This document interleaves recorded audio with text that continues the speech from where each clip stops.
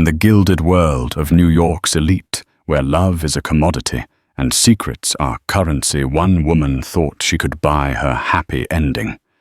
She was the mistress of billionaire Damien Cole, a man who had everything, including a beautiful pregnant wife, Evelyn.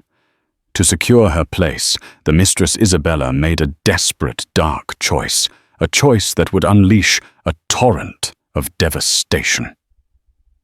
She thought she was clever, that she could outsmart fate. But in the cold, hard streets of Manhattan, karma doesn't just knock, it kicks the door down. This is the shocking, true story of how one act of betrayal ignited a firestorm of revenge, lies, and a reckoning that no amount of money could stop. Damien Cole wasn't just wealthy. He was a dynasty. The Croft name was etched onto skyscrapers, whispered in boardrooms, and splashed across the society pages. At 35, he had the kind of chiseled good looks and easy charm that made his immense fortune almost an afterthought. He was the king of a glittering world, and his queen was Evelyn. Evelyn Hayes Croft was by all accounts perfect. A former art curator with a mind as sharp as her Chanel suits, she was more than just a trophy wife. Her grace and intelligence had been instrumental in smoothing Julian's rougher edges, transforming him from a brash corporate raider into a respected philanthropist. Theirs was a love story. The city adored a whirlwind romance that culminated in a fairy tale wedding at the plaza. Now, after 5 years of marriage, they were expecting their first child, a son. The news had sent a ripple of joy through their elite circle. The Croft legacy was secure. To the outside world, their penthouse on Park Avenue was a palace of domestic bliss. Sunlight streamed through floor-to-ceiling windows, illuminating a life of curated perfection. Fresh peonies on the marble console, a grand piano in the corner, and the soft, happy glow of a woman carrying the heir to a billion-dollar empire. Evelyn was radiant, her pregnancy lending her a serene beauty that seemed to deepen with each passing day. She spent her time designing the nursery, a celestial-themed wonderland of navy blues and gold, and planning a future for the little boy she already loved more than life itself. But every palace has its shadows, and in the Croft kingdom that shadow had a name: Isabella Rossi. Isabella was a storm in human form. A fiery, ambitious art dealer from a family with old money but dwindling influence, she had met Julian at an art gala in Miami. Where Evelyn was calm and composed, Isabella was a tempest of passion and raw sensuality. She saw Julian not just as a man, but as a prize, the ultimate symbol of the power and status she craved. Their affair began as a reckless thrill, a clandestine escape from the pressures of their respective lives. For Julian, Isabella was an addiction, a dangerous high that made his meticulously planned life feel exhilaratingly real. The affair was a well-guarded secret, a series of stolen weekends in Paris, late-night calls from his office, and a private apartment in Soho that Isabella had decorated as their real home. She knew about Evelyn, of course. In the beginning, she had accepted her role as the other woman, convinced that Julian's marriage was a passionless arrangement, a business merger in everything but name. "She's a porcelain doll, darling," Isabella would whisper to him, her nails tracing the muscles of his back. "Beautiful to look at, but you can't really play with her. Not like you play with me." Julian would say nothing, his silence a form of tacit agreement. He loved Evelyn, or at least he loved the idea of her. He loved the stability, the class, and the unimpeachable image she provided. But he desired Isabella. She was the chaos to his order, the fire to his ice. He was a man who believed he could have both, that his universe was large enough to contain 2 suns. The pregnancy changed everything. When Julian told Isabella the news, he did it with a careless sort of finality, as if discussing a minor stock fluctuation. They were in their Soho apartment, tangled in expensive sheets, the city lights glittering below. "Evelyn's pregnant," he said, staring at the ceiling. "It's a boy." The air in the room crackled. Isabella sat up the sheet, falling away from her bare chest. "Pregnant?" Her voice was a low, dangerous hiss. "You told me you were careful. You told me you didn't sleep with her that way anymore." "Things change," Julian said, his tone dismissive. "It's what's expected. An heir. An heir." The word was a dagger in Isabella's heart. She wasn't just his mistress anymore. She was a temporary diversion, a footnote in the grand story of the Croft dynasty. The baby was a symbol of her own impermanence. It tied Julian to Evelyn in a way that no business deal or society wedding ever could. It made them a real family. From that moment on, a cold, calculated fury began to build within Isabella. Her love for Julian, already twisted by ambition, curdled into a venomous obsession. She had to get rid of Evelyn. But how a messy divorce would tarnish the Croft name, and Julian would never risk it, especially not now. She needed to remove Evelyn from the picture cleanly, permanently.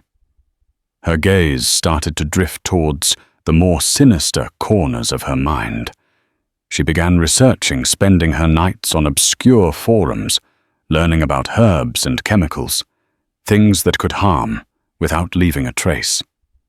She became a student of poison, her ambition, her guide. Her opportunity came disguised as an act of contrition. One afternoon, Julian, racked with a rare pang of guilt, confessed to Evelyn. Not the whole truth, of course, but a carefully edited version. He admitted to a one-time mistake, a meaningless fling that was long over. He begged for forgiveness, promising he would spend the rest of his life making it up to her and their son. Evelyn was shattered. The perfect world she had built crumbled around her. But she looked at her swollen belly, felt the gentle kick of the life inside her, and knew she couldn't just walk away. The baby deserved a father. For the sake of their son, she agreed to try to salvage the wreckage of their marriage. She laid down one condition: she wanted to meet the woman.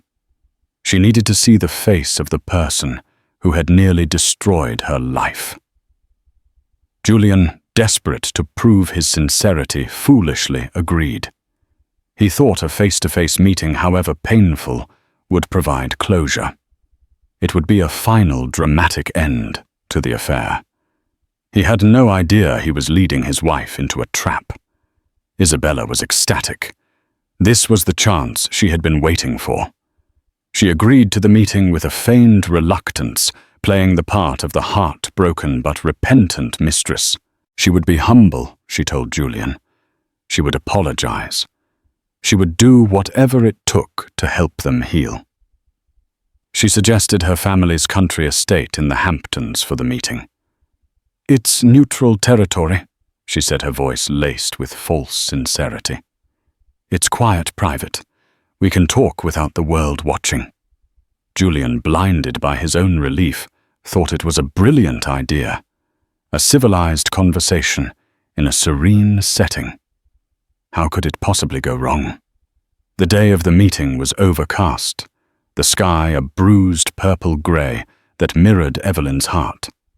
She sat in the back of the Bentley, her hands resting protectively on her stomach, feeling the baby move. She was 7 months pregnant, and the drive out to the Hamptons felt endless. Julian tried to hold her hand, but she pulled away, her gaze fixed on the passing landscape. Isabella's estate was a sprawling, ivy-covered mansion that looked like something out of a Gothic novel. She greeted them at the door, dressed in a simple but elegant white dress, her dark hair pulled back. She looked surprisingly normal, not the vampish seductress Evelyn had imagined. She was all soft smiles and apologetic eyes. "Evelyn, thank you for coming," Isabella said, her voice a gentle murmur. "I can't imagine how difficult this is for you. Please come in." She led them to a sunroom overlooking a vast, manicured garden. A tray with a pitcher of iced tea and 3 glasses was already set out. "I made some herbal tea," Isabella said, her hands moving gracefully as she poured. "It's a special blend my grandmother used to make. Very calming.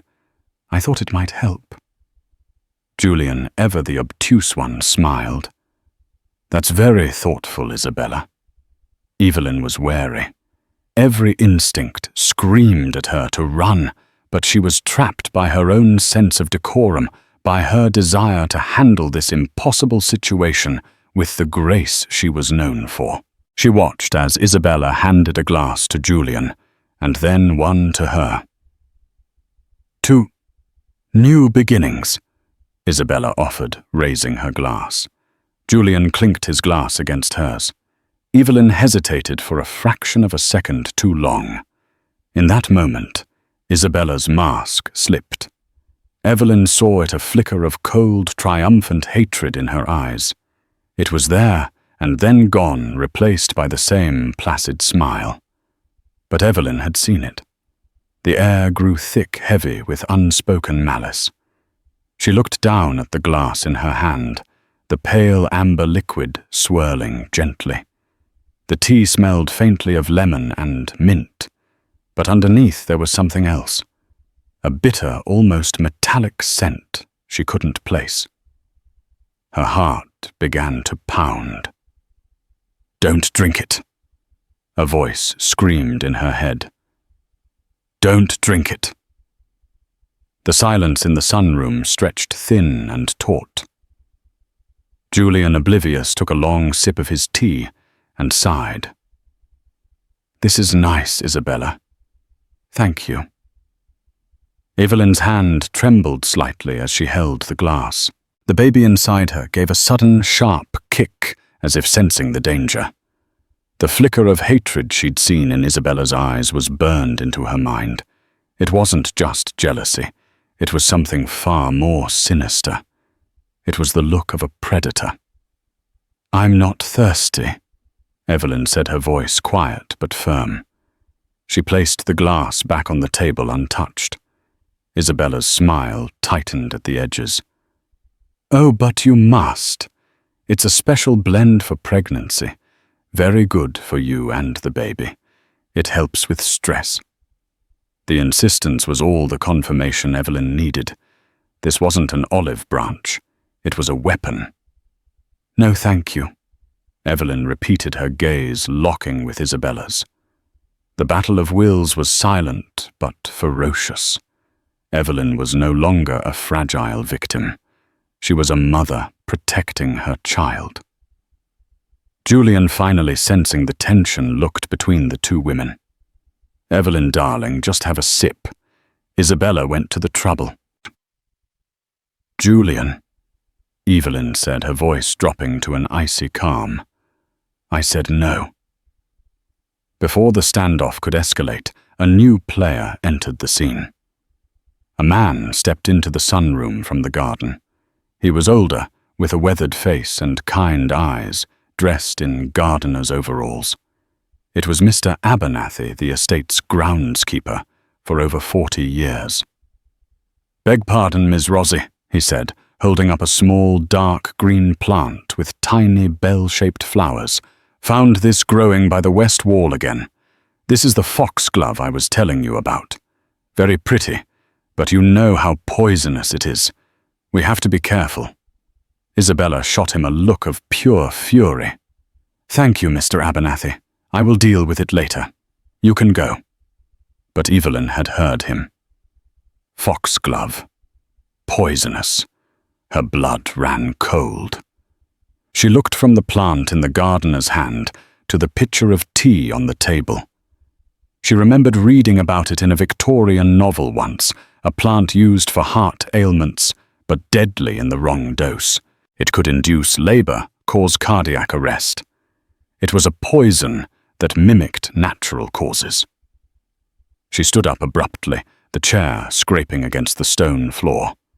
"I want to go home, Julian. Now." The color drained from Isabella's face.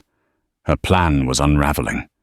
She had brewed the tea herself, steeping the foxglove leaves just enough to create a potent, slow-acting toxin that would be mistaken for a tragic, late-term complication of pregnancy. Eclampsia, perhaps, or a sudden heart failure. The perfect, untraceable murder. "But we haven't talked," Isabella stammered, desperation creeping into her voice. "I think we've said everything that needs to be said," Evelyn replied, her eyes never leaving Isabella's. She walked over to the table, picked up her untouched glass, and turned to Julian. "Julian, I think we should take this with us. Perhaps have it analyzed, just to be sure we know what special blend this is." Julian stared, confused. "Analyzed, Evelyn? What are you talking about?" It was then that Isabella panicked. With a strangled cry, she lunged for the glass. "No, it's gone cold. Let me get you a fresh one."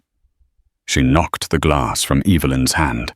It shattered on the floor, the amber liquid and shards of glass skittering across the stone. At the same time, she stumbled and knocked the entire tray over, sending the pitcher and the other glasses crashing down in a messy, chaotic heap. "Oh, clumsy me!" she cried, her voice high and shrill. "I'm so sorry, everything is ruined." But it was too late. Mr. Abernathy, who had been lingering by the door, had seen the whole thing. He saw the pure, unadulterated panic in Isabella's eyes. He saw her deliberate act of destroying the evidence. His kindly face hardened with suspicion. "Julian, we are leaving," Evelyn commanded, her voice ringing with an authority he had never heard before. She didn't wait for him. She turned and walked out of the sunroom, her back straight, her head held high. Julian, finally shaken from his stupor, looked from the mess on the floor to Isabella's frantic, guilt-ridden face. The pieces began to click into place. The strange insistence, the gardener's warning, Isabella's violent reaction. A horrifying realization dawned on him. He had brought his pregnant wife to the home of a woman who had just tried to poison her. He stumbled after Evelyn, calling her name. He caught up with her at the car, grabbing her arm. "Evelyn, I didn't know." "Get your hands off me," she hissed, her eyes blazing with a mixture of terror and rage. "You didn't know. Or you didn't want to know. You brought me here. You put our son's life in danger because you couldn't keep your pathetic ego in check." She got into the Bentley and slammed the door. The driver, a stoic man named Thomas, who had been with the Croft family for years, looked at Julian, his expression unreadable. Julian got in the other side, and the car pulled away, leaving Isabella standing alone amidst the wreckage of her plan. The drive back to Manhattan was a tomb of silence. Evelyn stared out the window, tears streaming down her face, one hand pressed firmly against her belly. Julian tried to speak, to apologize, but the words felt like ashes in his mouth. What could he say? "Sorry, I almost let my mistress murder you and our unborn child." When they arrived at the penthouse, Evelyn went straight to her bedroom and locked the door. Julian was left alone in their vast, silent apartment, the ghost of what he had almost lost haunting every corner. The guilt was a physical weight crushing the air from his lungs. He had been a fool, a selfish, arrogant fool, and his recklessness had nearly cost him everything that truly mattered. But Evelyn was not just crying. In her room, she was making a call. Not to the police. She had no concrete proof, only a shattered glass and a gut feeling. A Croft and a Rossi in a public scandal. It would be a media circus and her word against Isabella's. No, she needed to be smarter. She needed to fight fire with fire. She called the one person she knew who operated in the same grey areas as Isabella, but with more finesse and far fewer scruples, her estranged uncle, a man named Marcus Thorne. Marcus was the black sheep of the Hayes family, a former intelligence operative who now ran a high-end risk management firm in London. In reality, he was a fixer, a man who cleaned up the messes of the rich and powerful. He was dangerous, discreet, and fiercely protective of the few people he cared about. Evelyn was one of them. "Evie," he answered, his voice a low, gravelly tone. "To what do I owe the pleasure? Last I heard you were playing happy families with that peacock of a husband." "Marcus, I need your help," Evelyn said, her voice shaking, but determined. "Someone tried to kill me." There was a pause on the other end of the line. The playful tone vanished, replaced by a deadly seriousness. "Give me a name." "Isabella Rossi." "Right," Marcus said. "Leave it with me. Don't talk to anyone. Don't do anything.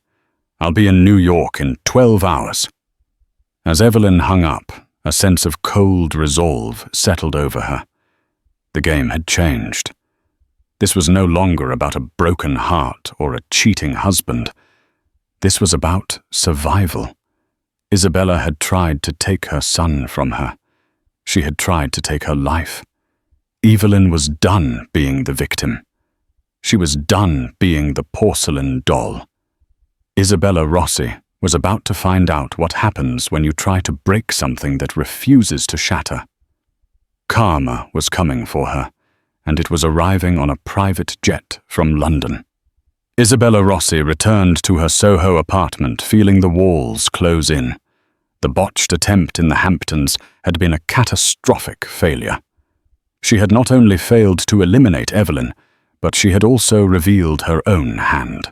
The mask of the sophisticated, repentant mistress was gone, replaced by the face of a desperate, would-be murderer. Panic gnawed at her. She replayed the scene over and over, the gardener's untimely appearance, Evelyn's icy suspicion, the shattering glass, and Julian's face, the dawning horror, as he finally understood the depth of her malice. He would never speak to her again. She had lost him. Her first instinct was to run, to disappear to a villa in Tuscany and wait for the storm to pass. But her pride, the same arrogant pride that had led her down this path, wouldn't let her. She wasn't just some spurned lover. She was Isabella Rossi. She wouldn't be defeated by a porcelain doll and a lucky break. She had to regain control. She started by trying to fix the narrative. She called Julian, leaving him a string of tearful, frantic voicemails. "Julian, darling, you have to believe me. It was all a misunderstanding. A terrible, terrible accident. Evelyn is paranoid. The pregnancy is making her crazy. That gardener is a senile old fool. Please, Julian, don't let her do this to us. I love you." Her calls went unanswered. His number was soon disconnected. The silence from the Croft penthouse was more terrifying than any accusation. Meanwhile, in London, Marcus Thorne was setting his formidable machine in motion. He was a ghost, a master of information. To him, Isabella Rossi wasn't a person. She was a collection of data points, vulnerabilities, and secrets. His team of analysts, recruited from the world's top intelligence agencies, began to dig. They sifted through her financial records, her digital footprint, her social connections. They were looking for leverage, a crack in her carefully constructed facade. 12 hours later, Marcus was in New York, sitting in a discreet hotel suite overlooking Central Park. Evelyn met him there, her face pale, but her eyes hard as steel. "She used foxglove," Evelyn said, her voice devoid of emotion. from her own garden. She was going to pass it off as a pregnancy complication. Marcus nodded slowly, his fingers steepled. Crude. Amateurs always go for the theatrical. The professional understands that the best weapon is the truth sharpened to a razor's edge. He slid a slim file across the table. Meet the real Isabella Rossi. Evelyn opened it. It wasn't about the affair with Julian. It was about everything else. Isabella's art dealership was a front for a much shadier business selling forgeries. She had been working with a disgruntled art restorer in Florence to create impeccable fakes of Italian masters, selling them to unsuspecting collectors for millions. The Rossi family's dwindling fortune wasn't dwindling. It was a black hole of debt, and Isabella was desperately trying to plug it. Her entire life was a lie, a house of cards built on fraud and deceit. She sold a fake Botticelli to a notoriously ruthless Russian oligarch, a Mr.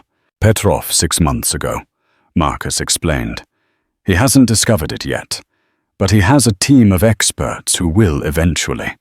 When they do, he's not the type to file a lawsuit. He's the type to make people disappear. A plan began to form, cold and precise. They weren't going to the police. They were going to let Isabella's own crimes be her undoing. The first domino fell a week later. An anonymous tip originating from a secure server in Zurich was sent to the art world's most influential blogger. The tip suggested that certain pieces recently sold by the Rossi Gallery were of questionable provenance. It was vague just enough to start a whisper campaign. Suddenly, Isabella's clients started getting nervous.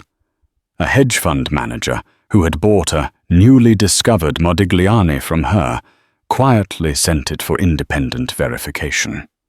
A museum that had her on its acquisitions board put her membership under review. The whispers grew into murmurs, then into loud, panicked accusations. Isabella was trapped in a whirlwind of her own making. She tried to fight back, issuing vehement denials and threatening lawsuits, but the damage was done. The art world, like high society, operates on trust and reputation. Hers was now toxic. Then came the second, more direct blow. Marcus's team located Mr. Abernathy the gardener. The old man was terrified of the Rossis, who had already threatened him into silence. Marcus offered him something better than a threat, a new life. He arranged a generous relocation package for Mr. Abernathy and his wife, a quaint cottage in the English countryside, a pension that would see them live out their days in comfort and safety. All he had to do was write a detailed, notarized statement about what he saw and heard that day in the sunroom. The statement wasn't sent to the police. It was sent directly to Damien Cole. Julian was a broken man living in a self-imposed exile in his own home. He and Evelyn existed as ghosts, passing each other in the hallways without a word. He was drowning in guilt, but a small, selfish part of him still wanted to believe Isabella's frantic voicemails, to believe it was all a hysterical misunderstanding. Mr. Abernathy's letter shattered that last illusion. It laid out the facts in simple, irrefutable detail: the talk of the poisonous foxglove, Isabella's insistence that Evelyn drink the tea, and her violent, deliberate destruction of the evidence. It was the testimony of a simple, honest man, with no reason to lie. The letter was Julian's breaking point. The full weight of what he had allowed to happen crashed down on him. He had not just been unfaithful, he had been an accomplice to attempted murder. He did the one thing he knew how to do. He used his power. He called his lawyers, his bankers, his contacts. He started a quiet but devastating war against Isabella. Lines of credit were pulled. Business deals mysteriously collapsed. The Rossi family, already on shaky ground, found themselves completely financially isolated. The empire of lies Isabella had built began to implode. The final karmic blow came from an unexpected direction. Isabella, in her desperation, made a fatal mistake. She needed money fast before the forgery scandal blew up completely. She decided to sell one more fake, a small but valuable Degas sketch. Her target was a wealthy, unassuming tech investor from California. What she didn't know was that the investor was a plant. The entire transaction was an elaborate sting operation orchestrated by Marcus. The investor's art advisor was a forensic expert.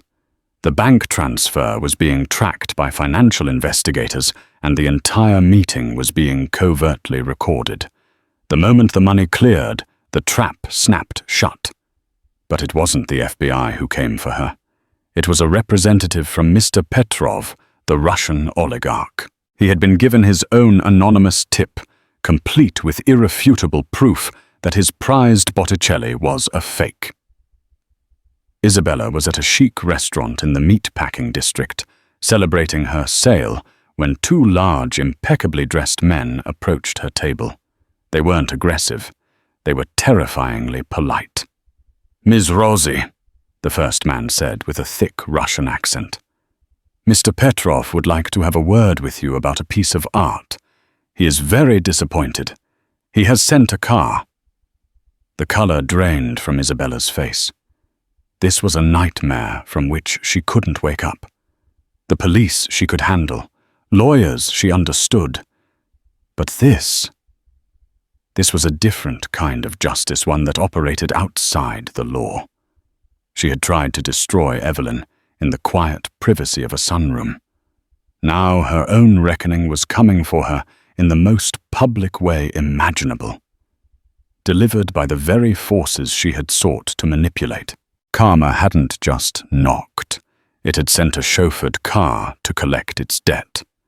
As the men led her from the restaurant, every head turning to watch Isabella Rossi finally understood. She had played a game of shadows and poison, and she had lost spectacularly. Her gilded cage had become a real one, and the door was slamming shut. The story of Isabella Rossi's spectacular fall spread through the elite circles of New York like wildfire. There was no official report, no police statement, just a chilling void where she used to be. One day, she was at the center of their world. The next, she had vanished. Her Soho apartment was abruptly emptied. Her gallery shuttered, her name scrubbed from every board and committee. The official story, a flimsy tale of a sudden move to Europe for health reasons, fooled no one. The whispers knew the truth. Isabella had crossed the wrong person, and the price had been steep. Mr. Petrov's disappointment was a life sentence to obscurity and fear, a fate far worse than prison in a world that ran on visibility. Her ruin was absolute, a perfect silent demolition, orchestrated by Marcus Thorne. Karma hadn't just struck back. It had systematically dismantled her life, leaving nothing but dust and cautionary tales. But the echoes of her malice still reverberated in the cold, silent penthouse on Park Avenue. The birth of Leo Hayes Croft should have been a joyous occasion. He was a beautiful, healthy baby, with his mother's calm eyes and a shock of his father's dark hair. But he was born into a fractured home. The celestial-themed nursery felt less like a wonderland and more like a gilded key, a beautiful room in a house devoid of warmth. Evelyn devoted herself entirely to Leo. He was her world, her reason for breathing. Her love for him was a fierce, all-consuming fire that left little room for anything or anyone else. She was a magnificent mother, but the trauma had changed her. The serene, trusting woman was gone, replaced by a vigilant, guarded protector. She had survived, but she was scarred. Julian, meanwhile, was a ghost in his own life. He had poured his resources into destroying Isabella, an act of frantic penance. but it had brought him no peace. He looked at his son, this perfect, innocent life he had almost allowed to be extinguished, and was consumed by a self-loathing so profound it was paralyzing. He had tried to apologize to Evelyn, to explain, to beg, but his words were meaningless against the magnitude of his failure. "You don't get to be sorry, Julian," she had told him once, her voice flat and empty as she rocked Leo in her arms. "Sorrow is a privilege you haven't earned. You were a fool, a reckless, selfish fool, and your foolishness almost cost me my son. There is no coming back from that." They lived under the same roof, co-parenting with a chillingly polite efficiency. They attended galas and charity events, smiling for the cameras upholding the flawless image of the Croft family. But behind closed doors there was a chasm of silence and resentment between them. Julian slept in a guest room. They never touched. The love story the city had adored was now a meticulously performed play. The real reckoning came 6 months after Leo was born. Evelyn called Julian into the formal living room, the one they used for guests. She was standing by the window looking out at the city lights. She was dressed in a simple black dress, her hair pulled back. She looked elegant, powerful, and utterly unreachable. "I've made a decision," she said without turning to face him. "I've purchased a brownstone on the Upper East Side. I'll be moving out with Leo next month." Julian felt the floor drop out from under him. "Moving out, Evelyn, no. We can fix this. I can fix this. I'll do anything." She finally turned, and her eyes were not angry or sad. They were just empty. "You can't fix this, Julian, because this was never about Isabella. It was about you. It was about your choices. She was just the symptom of a disease that has been in our marriage from the start, your belief that you are above consequences." She walked over to the marble fireplace, where a single framed photo of their wedding day still stood. She picked it up and looked at it. "We were a beautiful idea, Julian, but we were never real. Not for you. You loved the image, the stability, the dynasty. But you didn't love me. Not enough to protect me. Not enough to protect our son." "That's not true," he whispered, his voice cracking. "Isn't it?" She countered, her voice sharp as glass. "You brought a predator into my life because you were too arrogant to see the danger and too cowardly to end it cleanly. You stood there and watched her try to hand me a glass of poison, and you told me to drink it. Do you understand? You chose her side, even in that moment." Every word was a perfectly aimed blow, and Julian had no defense. It was the truth. "I'm not going to divorce you," she continued, putting the frame down. "A public battle would be devastating for Leo, and the Croft name is his birthright. I won't take that from him. We will maintain the partnership. We will raise our son together.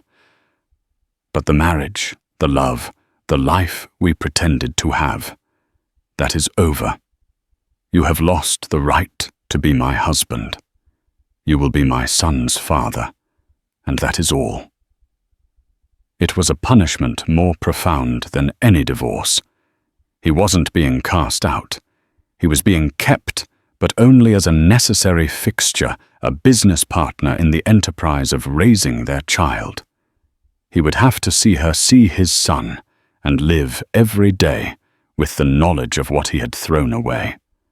He would be surrounded by the life he wanted, but never truly be a part of it.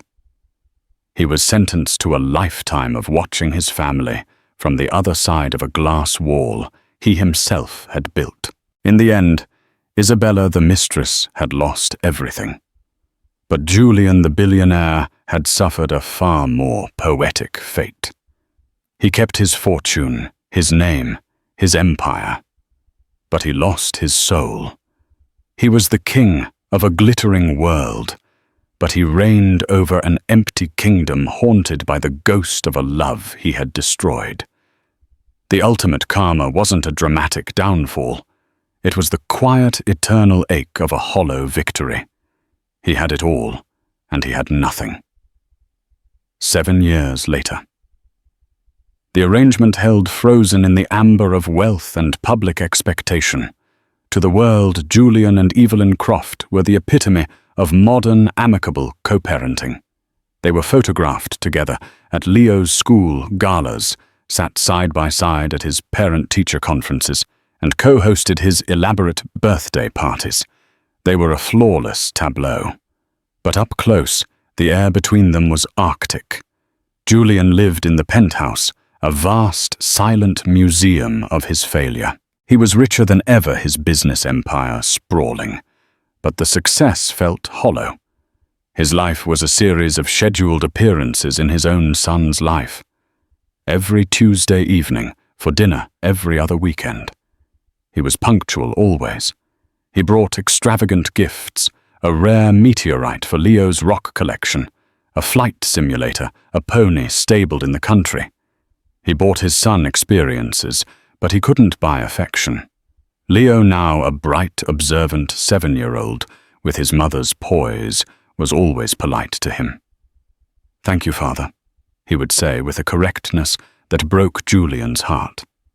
He saw the easy, unself-conscious way Leo would crawl into his mother's lap, the shared jokes, the secret handshakes. With Julian, Leo was reserved watchful. Julian wasn't dad, he was father, a formal title for a formal man who visited. Evelyn, on the other hand, had been reborn. Her brownstone was a home filled with light laughter and the scent of baking cookies.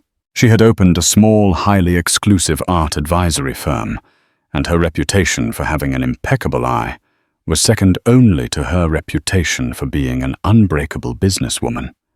She had not just survived, she had triumphed, and she was no longer alone. His name was David, a thoughtful, witty architecture professor from Columbia University whom she'd met at a lecture.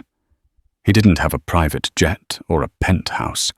He had a passion for urban design, a beat-up Volvo, and an endless supply of terrible puns that made Evelyn laugh, a genuine, unburdened laugh Julian hadn't heard in nearly a decade. Julian saw it for the first time at Leo's 7th birthday party. It was a superhero-themed extravaganza in the ballroom of the plaza, an event that cost more than David's yearly salary. Julian arrived bearing a life-sized remote-controlled replica of Iron Man. He watched as Leo unwrapped it with polite appreciation, before running over to show David a lopsided superhero mask he had made with him the day before. Julian watched as David swung Leo into the air, the boy's shrieks of pure joy echoing in the vast room. Damien Cole, the billionaire, stood alone in the corner, a ghost at his own son's feast. He watched Evelyn place a hand on David's arm, her smile radiant, her eyes full of a warmth he no longer had a right to. This was his karma, not as a single event, but as a daily grinding reality. It was the slow, unending punishment of watching the life he should have had unfold without him. Later that week, while going through a storage unit filled with items from a past he tried to forget, Julian stumbled upon a small velvet box. He opened it. Inside was a pair of antique Cartier earrings, a gift he had bought for Isabella once after a weekend in Paris. He hadn't thought of her name in years. She was a ghost, a problem that Marcus had made disappear. He was about to throw the box away when his phone buzzed. It was a news alert from an international finance journal. Russian tycoon Mikhail Petrov found dead in London. Authorities suspect foul play. Global empire in chaos. Julian read the article, his blood running cold. It detailed Petrov's ruthless life and mysterious death. And then a paragraph at the end made him stop breathing. It mentioned that international authorities were now working to reclaim Petrov's assets, including his extensive, often illicitly acquired art collection. An art fraud expert was quoted mentioning, "Among the most significant forgeries is a Botticelli believed to have been sold by the now-defunct Rossi Gallery of New York." Isabella's ghost had returned, not as a person, but as a headline, a reminder of the poison that had seeped into all their lives. He thought of the earrings in his hand, symbols of one terrible choice. He thought of the news report, a consequence of another. It all came back to him, to his weakness. That evening he went to Evelyn's brownstone. It was not his scheduled Tuesday. He found her in the living room, helping Leo build a complex Lego castle. David was not there. "What are you doing here, Julian?" she asked, her voice calm, not unkind, but wary. He didn't answer. He just looked at Leo, who stared back at him with his mother's perceptive eyes. Julian knelt down. The Iron Man suit was in the corner, untouched. The Lego castle was the center of the world. "Can I help?" Julian asked, his voice rough. Leo looked at his mother, who gave a slight, almost imperceptible nod. "Okay," Leo said. "We need to build the drawbridge." Julian didn't offer advice or try to take over. He just sat on the floor, his expensive suit wrinkling, and listened as his 7-year-old son gravely instructed him on where to place the tiny grey blocks. He fumbled with the small pieces, his large hands clumsy. It was tedious. It was slow.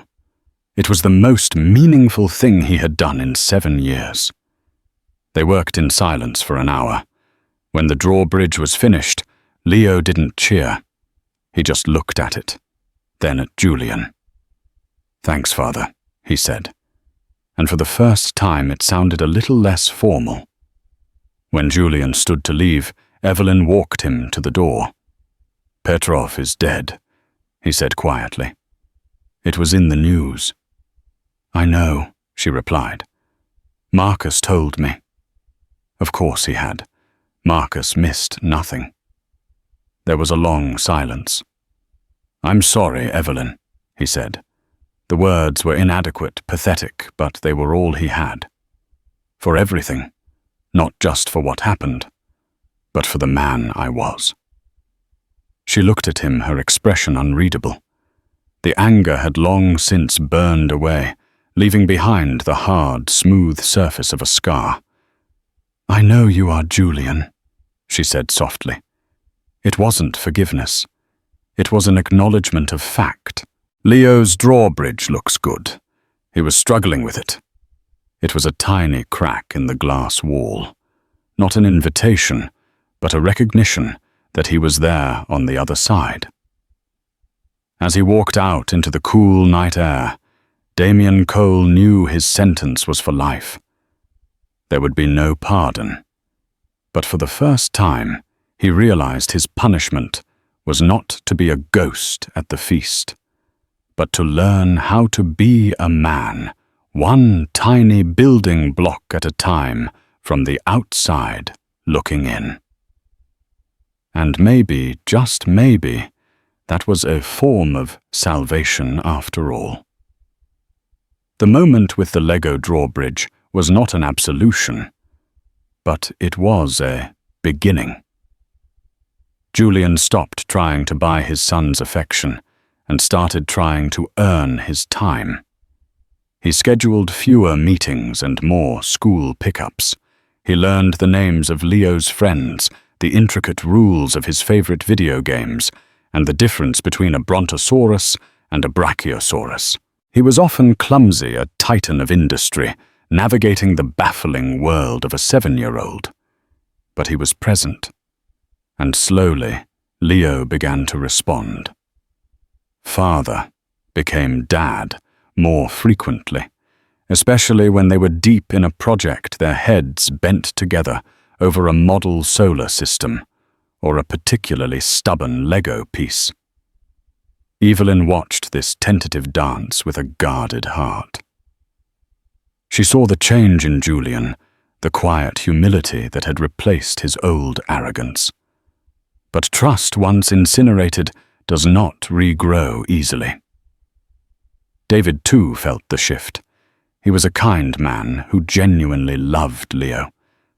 But he couldn't shake the feeling of being an outsider in the powerful orbit of the Croft family. I can't give him a name that's on half the buildings in this city. Evie, he said one night, the insecurity, a rare crack in his cheerful facade. Are you sure this is enough for you, that I'm enough? You are more than enough, David, she had assured him, and she meant it. But the conversation left a lingering chill. The past, however, was not finished with them. A loose thread from Isabella's web of deceit was about to be pulled. A man named Marco, the disgruntled art restorer from Florence, who had been Isabella's partner in Forgery, was released from an Italian prison. Bitter and broke, he believed he was owed a piece of the fortune he had helped create. He saw the Croft name and saw a payday. He contacted Julian first, sending a package to his office. It contained a photo of Julian and Isabella laughing together on a yacht in Capri, and a simple note. She ruined my life. But you were part of it. The world would be very interested to hear how the great Damien Cole was not just a cheating husband, but a knowing accomplice in art fraud. A quiet retirement is expensive. Blackmail. The old Julian would have called his lawyers, wired the money, and buried the problem. It was the language he understood. But the man who sat on the floor building Lego castles knew that secrets were the foundation of his ruin. To build something new, he had to tear down the rest of the old structure, no matter how painful. He did the hardest thing he had ever done. He took the package and went to Evelyn's brownstone. He found her and David in the kitchen making dinner with Leo. He asked to speak to her alone. In her study, under the cool gaze of a Modigliani, sketch a real one. He laid the photo and the note on her desk. He told her everything, leaving out no detail of his recklessness. He wants money. Julian finished, his voice steady. I could pay him. Marcus could make him disappear. But that's how this started. With secrets. With me thinking I could manage the truth. He took a breath. I won't do it. But this will be public, and it will be ugly. It will affect Leo. It is your right to know and to decide how we face it. Evelyn stared at the photo, at the carefree man her husband used to be. For a long moment she felt the old, cold rage. But then she looked at the man standing before her, stripped of his power, offering her not a solution, but a choice. He was giving her the respect he had denied her for so long. What do you want to do? She asked, her voice quiet. I want to own it, Julian said. All of it. I want to meet him. And I want to control the story by telling the truth first. It was a staggering risk, but it was the choice of a different man. The meeting was set at a neutral hotel. Marco the forger arrived smug and confident. Julian faced him alone, but he was not unprotected. Marcus's team was listening, recording every word. Julian didn't argue or threaten.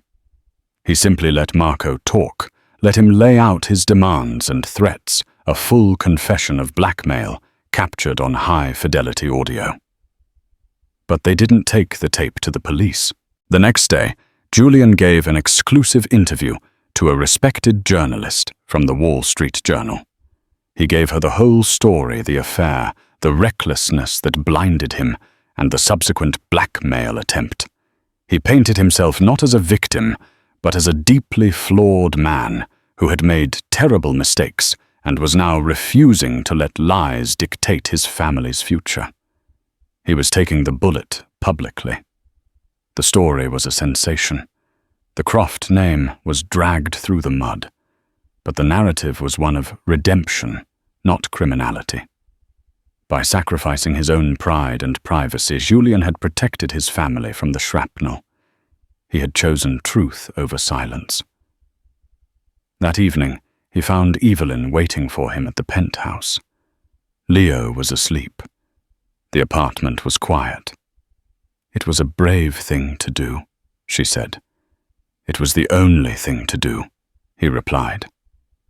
She walked over to the great window overlooking the city.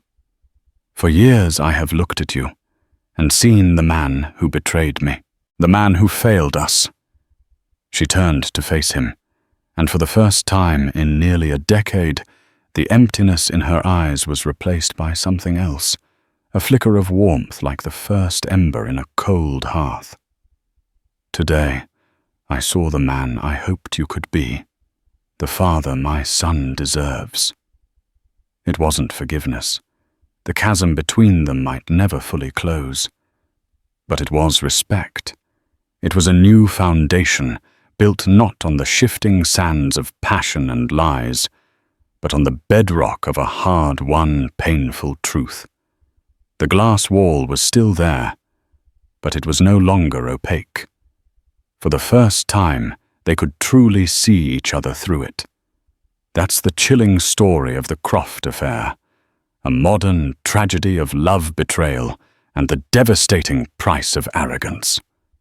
It's a stark reminder that in the game of life, no amount of money or power can shield you from the consequences of your actions.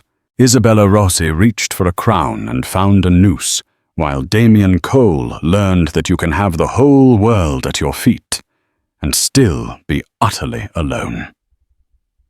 Karma isn't always loud and explosive. Sometimes it's a cold, quiet whisper that follows you for the rest of your life. If this story resonated with you, please hit that like button. Share it with someone who loves a real-life drama, and don't forget to subscribe to the channel for more shocking stories from the hidden world of the rich and powerful. What do you think was the ultimate karma? Let us know in the comments below.